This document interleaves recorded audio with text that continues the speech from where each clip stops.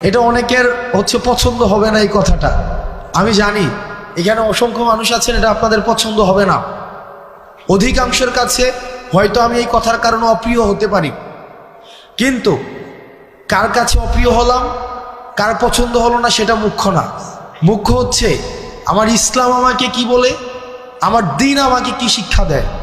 সেটা যদি অপছন্দেরও হয় সেটাই আমাদেরকে বলতে হবে। আমি যেহেতু এই গ্রামে ছিলাম, এই গ্রামের সাথে আমার সম্পৃক্ততা রয়েছে। এই গ্রামে এক ধরনের অর্থনৈতিক বিনিময় প্রচলিত রয়েছে, যেটাকে আপনারা নাম দেন পত্তন। এটাকে আপনারা যে নামেই ডাকেন না কেন, এটা সরাসরি সুদ।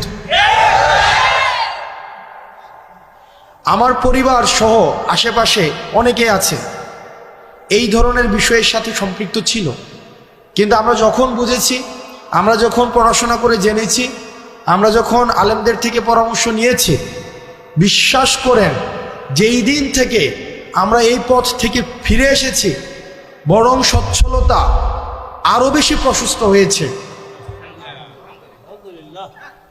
কসম করে বলছি, আপনারা জানেন আমার বাবার অর্থনৈতিক অবস্থা, আমার দাদাদের অর্থনৈতিক অবস্থা।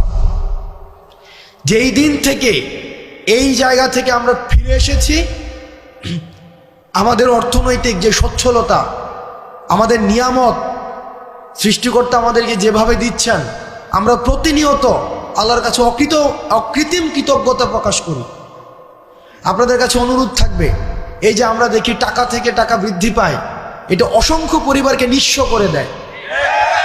আমি নিজে দেখেছি, আমার বাড়ির মধ্যে এইসব বিষয়ে মেল হয়েছে, ছোটবেলায় আমি দেখেছি, বা আমি দেবিদ্বার থেকে আসতাম যখন দেখতাম। অনেকে আমাকে অপছন্দ করতে পারেন, আপনি আমাকে অপছন্দ করেন, সেটা আমার দেখার বিষয় না, কিন্তু এটাই সত্য। এখানের সবাইও যদি অপছন্দ করেন, এটাই সত্য। এবং সুদের বিরুদ্ধে আমাদের একটা সামাজিকভাবে এটাকে প্রতিরোধ করতে হবে। আমরা আল্লাহর আইন চাই, সুদ মুক্ত সমাজ চাই। আল্লাহর আইন চাই, সুদ মুক্ত সমাজ চাই। আল্লাহর আইন চাই। আপনাদের কাছে অনুরোধ থাকবে, আপনারা সুদকে বন্ধ করে দেন। আমরা চেষ্টা করব, আপনারা যদি আমাদেরকে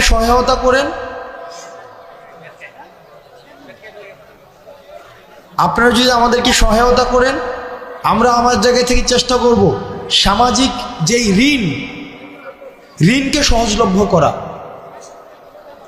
সামাজিক ঋণ প্রদানকে সহজলভ্য করা। আপনাদের কাছে মনে হতে পারে যে এটা তো একটা মাহফিল। ইসলাম তো পূর্ণাঙ্গ দিন ব্যবস্থা।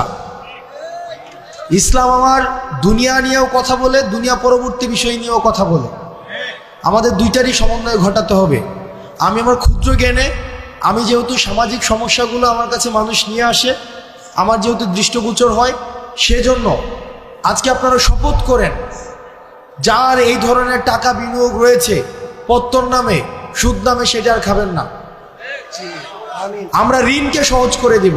আমিও বুঝতেছি যে আপনারা অনেকক্ষণ ধরে অপেক্ষা করছেন, যে আপনাদের যার বক্তব্য শোনার জন্য আসছেন, রফিকুল ইসলাম মাদানী সাহেব, উনি এই যে আপনাদের পিছনের বিল্ডিংটায় আছেন, মানে এই যে আপনার পিছনের বিল্ডিংটা, একটা মানুষ 8 ঘন্টা জার্নি করে আসছেন, 8 ঘন্টা, তো ওনার কিছু জরুরত হইতে পারে, তো উনি আবার বক্তব্য দিবেন।